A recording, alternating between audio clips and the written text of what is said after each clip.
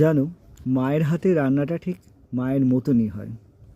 আমি অনেক রকমভাবে রান্না করি, তোমাদের সামনে ভিডিও দিই। কখনোই মায়ের হাতের মতন এই ঝোলের স্বাদটা আমি আনতে পারবো না, আর আমি আনতে চাইও না। কারণ মায়ের রান্না মায়ের মতনই হয়। তোমাদের মারাও হয়তো এইভাবে করে। তো আমি আমার মায়ের রান্নাটাই তোমাদের সাথে একটু শেয়ার করলাম। এই যে রোববার দিনকে করেছিল আলু ফুলকপি দিয়ে ভেটকি মাছের ঝোলটা, খুব সিম্পল, খুব সাধারণ, কিন্তু এতটাই স্বাদ হয়েছিল অনবদ্য না।